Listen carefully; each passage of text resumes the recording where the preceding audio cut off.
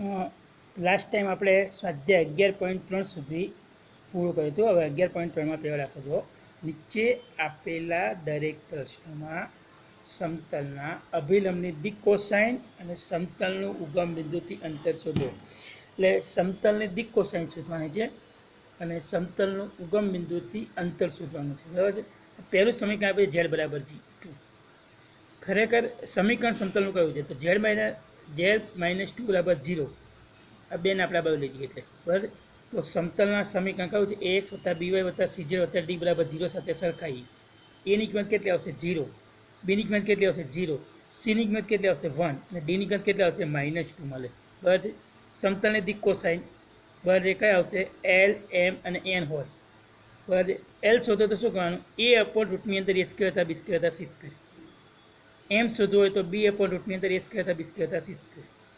અને N શોધવો હોય તો C/√ની અંદર A સ્ક્વેર હતા B સ્ક્વેર હતા C સ્ક્વેર. પહેલાં આપણે એ કામ કરીએ તો L બરાબર A/√ની અંદર A સ્ક્વેર હતા B સ્ક્વેર હતા C સ્ક્વેર. એ કેટલા છે 0. રૂટની અંદર A સ્ક્વેર વત્તા B સ્ક્વેર હતા C સ્ક્વેર 0 વત્તા 0 વત્તા 1. બરાબર છે. એટલે શું આવશે 0.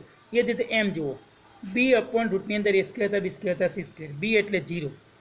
રૂટની અંદર A સ્ક્વેર એટલે 0 વત્તા 0 વત્તા 1. બરાબર છે. એટલે આવશે 0. ચલો N જુઓ તો Nની કિંમત કેટલી આવશે અહીંયા એનની કિંમત શું આવશે C/√ની અંદર A સ્ક્વેર હતા B સ્ક્વેર હતા C સ્ક્વેર. બરાબર છે. એટલે C એટલે કેટલા છે 1/√ની અંદર 0 સ્ક્વેર A સ્ક્વેર વત્તા B સ્ક્વેર C સ્ક્વેર એટલે 0 વત્તા 0 વત્તા 1 બરાબર કેટલા આવશે 1. એટલે સમતલની દિક કોસાઇન કઈ મળે 0, 0 બરાબર છે અને 1. બરાબર આપણને 3 મળશે. આ યાદ રાખવાનું છે. બરાબર. હવે સમતલનું ઉગમ બિંદુથી અંતર આપણી પાસે સૂત્ર હતું AX1 વત્તા BY1 વત્તા CZ1 વત્તા D √ની અંદર A સ્ક્વેર વત્તા B સ્ક્વેર વત્તા C સ્ક્વેર. ટૂંકમાં તમને જે બિંદુ આપ્યું છે આ સમીકરણ મૂકી દેવાનું છે. બરાબર છે. અને રૂટની અંદર A square B square C square એટલે એ X, Y અને Z ના સહગુણકના વર્ગનો સરવાળો કરવાનો છે. બરાબર છે. તો આપણી પાસે બિંદુ કયું આપ્યું છે ઉગમ બિંદુ 0, 0, 0 આપ્યું છે. તો 0 મૂકીએ તો આ સમીકરણ મૂકવાનું છે જે Z-2 આપ્યું છે. Xની જગ્યાએ 0, Yની જગ્યાએ 0, Xના હોય તો Z નહીં, Zની જગ્યાએ 0, -2. બરાબર છે. √ની અંદર A સ્ક્વેર વત્તા B સ્ક્વેર વત્તા C સ્ક્વેર એટલે તમારી પાસે તો 0 વત્તા 0 વત્તા 1 ટોટલ મળશે 2. આ 2 શું મળ્યું લંબંતર. ટૂંકમાં આપણને A, B અને C મળી જાય તો બાકીની બધી કિંમતો મળી જાય છે. બરાબર. ફરી આગળ બીજો દાખલો જુઓ. ચલો બીમાં શું છે X વત્તા Y વત્તા Z બરાબર 1. X વત્તા Y વત્તા Z -1 બરાબર 0 ને કોની સાથે સરખાવવાના તો AX વત્તા BY વત્તા CZ વત્તા D બરાબર 0 સાથે સરખાવો. બરાબર છે. તો A કેટલા મળશે 1, B કેટલા મળે 1, C કેટલા મળશે 1 અને Dની કિંમત કેટલી મળશે -1. બરાબર છે. આપણને મળશે તો સમતલની દિક કોસાઇન LMN હોય તો L એટલે શું થાય A/√ની અંદર A સ્ક્વેર હતા B સ્ક્વેર હતા C સ્ક્વેર એટલે 1/√ની અંદર A સ્ક્વેર હતા B સ્ક્વેર હતા C સ્ક્વેર એટલે 1 વત્તા 1 વત્તા 1 1 કેટલા થશે √3. એ રીતે M એટલે શું આવશે B/√ની અંદર A સ્ક્વેર હતા B સ્ક્વેર હતા C સ્ક્વેર. બરાબર છે. B એટલે 1 રૂટની અંદર A સ્ક્વેર હતા B સ્ક્વેર હતા C સ્ક્વેર એટલે 1 વત્તા 1 વત્તા 1 1/√3 થશે. એ રીતે N જુઓ તો N એટલે શું થાય C/√ની અંદર A સ્ક્વેર હતા B સ્ક્વેર હતા C સ્ક્વેર. C એટલે પણ 1 જ છે. રૂટની અંદર A સ્ક્વેર હતા B સ્ક્વેર હતા C સ્ક્વેર એટલે 1 વત્તા 1 વત્તા 1. બરાબર છે. 1 વત્તા 1 વત્તા 1 બધાને વર્ગ કરીએ વર્ગનો સરવાળો એટલે 1/√3 મળશે. તો સમતલની દિક કોસાઇન આપણને કેટલી મળે 1/√3, 1/√3 અને 1/√3 મળે છે. બરાબર. આમ સમતલ દિક કોસાઇન આપણને આ મળશે 1/√3, 1/√3, 1/√3 મળે. સમતલનું ઉગમ બિંદુથી અંતર ફરી વખત આપણે એ જ સૂત્ર તરફ જઈએ. બરાબર છે.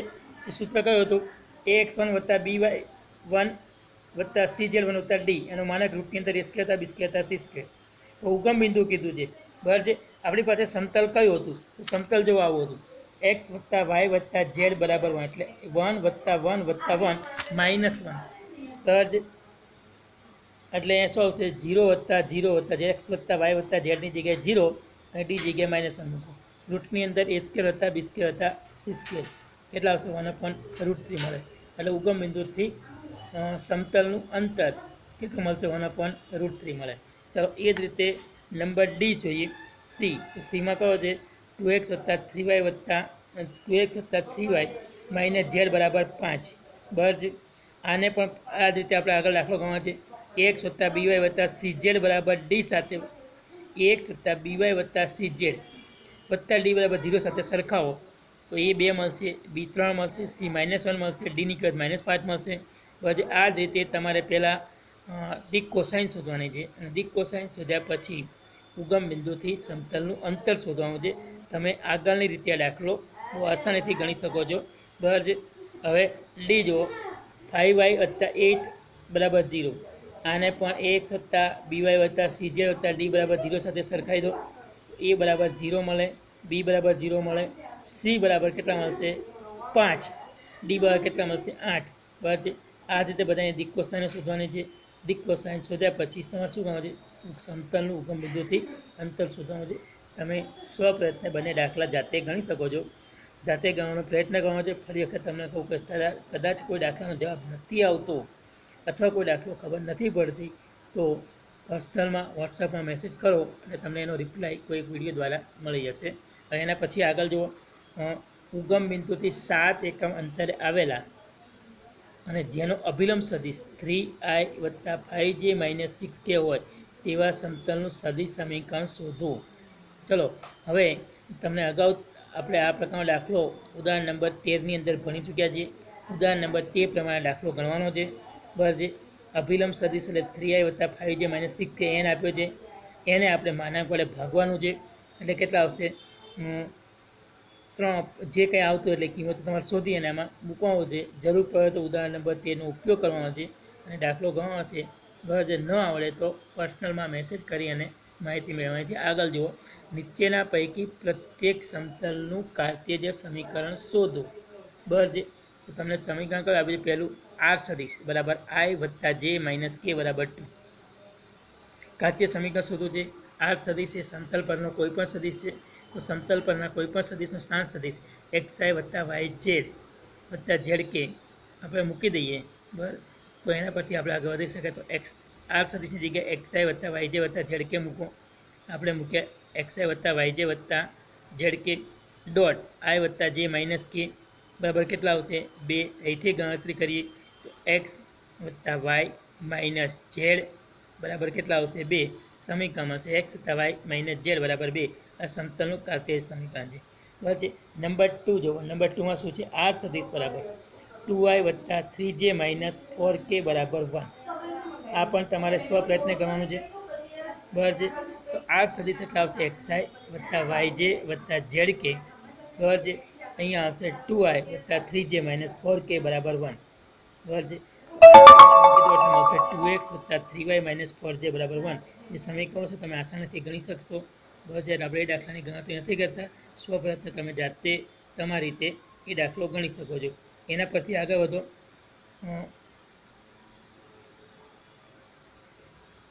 આગળ શું આવશે તો આર સદિશ બરાબર s - 2t i + 3 - t j વત્તા બરાબર છે કેટલા આવશે 2s + t × k બરાબર કેટલા છે 15.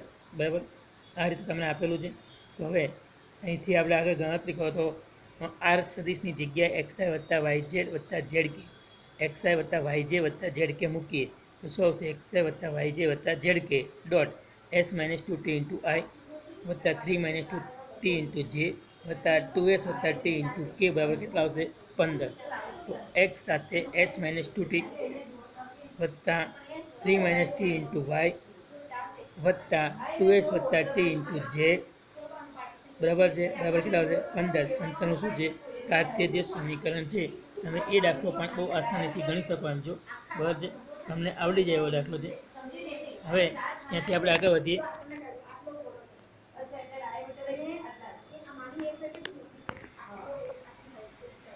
ત્યાંથી આગળ વધો તો તમને શું આવશે? નંબર 4. દાખલા નંબર 4. નીચેના પૈકી પ્રત્યેક પ્રશ્નમાં ઉગમ બિંદુ પરથી સમતલ પર દોરેલા લંબના લંબપથને શોધવાનું. અગાઉ આ દાખલો આપણે આવી ગયો હતો. ત્યારે દાખલો આવ્યો હતો ત્યારે તમને કીધું હતું કે બીજી વખત દાખલો વારંવાર આવશે. બરાબર છે. એ ચર્ચા પણ કરી હતી. એ દાખલો બીજી રીતે ગણી શકાય છે એ પણ માથાકૂટ આપણે કરી હતી. પહેલી વખત આપણે દાખલો ગણ્યો હતો એમાં રીત થોડીક હાર્ડ હતી. બરાબર છે. એ રીતને આપણે બીજી રીતે પણ અહીંયા ગણવાનો પ્રયત્ન કરી રહ્યા છીએ. તે દાખલો 2x + 3y + 4z - 12 બરાબર 0. તો સમતલ આપણને પહેલાં કીધું છે કે તમે કોઈ બિંદુ લો. બરાબર છે. બિંદુમાંથી સમતલ પર લંબ દોરો છો. તો આ જે લંબ આવ્યો એ સમતલને શું થાય? લંબ રેખા થાય. તો સમતલનો અભિલંબ એ શું થઈ કે આ લંબ રેખાની દિશા થઈ જાય. આપણે અહીંથી આગળ વધો. ચલો શરૂઆત આપણે અહીંથી કરી 2x + 3y + 4z - 12 = 0. તો સમતલનો અભિલંબ એનો દિગ્ગુણોત્તર કયો થાય? 2, 3 અને 4 થશે. બરાબર છે. ઉગમ બિંદુમાંથી પસાર થતી અને 2, 3, 4 આ જે દિગ્ગુણોત્તર છે એને સમાંતર રેખા હોય એવી રેખાનું સમીકરણ, એટલે કે રેખા ઓપી જેવું જ થયું ને. બસ એનું સમીકરણ પર સૂત્ર કયું હતું? x - x1 / a + y - y1 / b + z - z1 / c બરાબર લેમડા. ફરી વખત જો x - x1 / a બરાબર y - b y - y1 / b બરાબર z - z1 / c બરાબર શું આવશે? લેમડા. તો અહીંયા શું છે? x - 0 / 2 y - 0 / 3 અને z - 0 / 4 બરાબર લેમડા થશે. આના પરથી શું મળે? x બરાબર 2 લેમડા, y બરાબર 3 લેમડા, z બરાબર કેટલા મળશે? 4 લેમડા. બરાબર છે. એટલે 2 લેમડા એક્સની કિંમત મળશે 3 લેમડા, વાયની કિંમત મળશે 4 લેમડા, ઝેડની કિંમત મળશે. બરાબર છે. આ તમને મળે છે. ઉગમ બિંદુમાંથી સમતલ પરનો લંબપાત એમ છે. માટે આ જે બિંદુ છે એ બિંદુ ક્યાં થઈ ગયું? સમતલ પરે મળે અને રેખા પરે મળે. બરાબર. અત્યારે આપણે જે બિંદુ શોધ્યું છે રેખા પરનું શોધ્યું છે. તો ઉગમ બિંદુમાંથી સમતલ પરનો લંબપાત એમ હોય, બરાબર છે, તો કોઈક લેમડા બિલોંગ્સ ટુ આર માટે એમના એમ કયા થશે? 2 લેમડા, 3 લેમડા અને 4 લેમડા મળે. બરાબર છે. આ બિંદુ એ સમતલ પરનું પણ બિંદુ છે અને રેખા પરનું બિંદુ છે. આપણે રેખા પરનું બિંદુ સ્વીકાર્યું છે. હવે એને સમતલના સમીકરણમાં મૂકી દઈએ. તો સમતલના સમીકરણ મૂકીએ તો શું મળશે? સમતલ સમીકરણ આપણી પાસે કયું હતું? 2x + 3y - 4z - 12 = 0. બધી કિંમતો મૂકો. તો એક્સની જગ્યાએ 2 લેમડા, વાયની જગ્યાએ 3 લેમડા, ઝેડની જગ્યાએ 4 લેમડા, -12 = 0. એટલે 2 × 2 લેમડા + 3 × 3 લેમડા + 4 × 4 લેમડા -12 = 0. ટોટલ ગણતરી કરો તો 4 લેમડા +9 લેમડા +16 લેમડા -12 = 0. તો 29 લેમડા બધા કેટલા આવશે? 12. લેમડાની કિંમત કેટલી આવે? 12/29. આ લેમડાની કિંમત 12/29 તમે અગાઉ જે સમીકરણ મેળવ્યું હતું એમાં બિંદુના એમ કયા હતા? 2 લેમડા, 3 લેમડા અને 4 લેમડા હતા. તો કિંમતો મૂકી દો. બરાબર છે. સમતલ પર દોરેલા ઉગમ બિંદુમાંથી લંબપાતના એમ 2 લેમડા, 3 લેમડા અને 4 લેમડા. 2 લેમડા એટલે કેટલા હતા? 12/29. 3 લેમડા એટલે 12/29. બરાબર છે. અને એ રીતે 4 લેમડા એટલે કેટલા આવશે? 12/29. બરાબર. ટોટલ કેટલા આવશે? 12 × 24/29, 12 × 36/29 અને 12 × 48/29. તમને આ લંબપાતના યામ મળશે. બરાબર છે. હવે આ રીતે તમે દાખલા બાકીના ગણી શકો છો. તો દાખલા નંબર 2 જુઓ. 3x + 3y + 4z - 6 = 0. બરાબર છે. તો લંબપાતના ગુણોત્તર તમારી પાસે કયા આવશે? તો ગણતરી કરીએ તો સમતલને લંબ દિગ ગુણોત્તર બરાબર છે કયા કયા મળશે? 0, 3 અને 4 મળે. એના પછી આપણે શું કરીએ છીએ? આ જે દિગ ગુણોત્તર વાળી અને ઉગમ બિંદુમાંથી પસાર થતી રેખા કઈ હતી? x - x1 / a બરાબર y - y1 / b બરાબર z - z1 / c હતી. એમાં x1, y1, z1 જગ્યાએ 0, 0, 0, a b c ની જગ્યાએ 0, 3, 4 બરાબર શું લેવાનું છે? લેમડા. એના પરથી એક્સની કિંમત મળશે 0, વાયની કિંમત મળશે 3 લેમડા, ઝેડની કિંમત મળશે 4 લેમડા. 0, 3 લેમડા અને 4 લેમડા એ સમતલ બિંદુમાંથી સમતલ પર દોરેલ લંબપાતના યામ તમારી પાસે હશે. બરાબર છે. એ લંબપાતના યામ ફરી વખત આમાં મૂકી દેશો. તમને લેમડાની કિંમત મળશે અને લેમડાની કિંમત ઉપરથી તમને શું આવશે? લંબપાતના યામ મળી જશે. સેમ એ જ રીતે દાખલા નંબર સી પણ જુઓ. x + y + z = 1. બરાબર છે.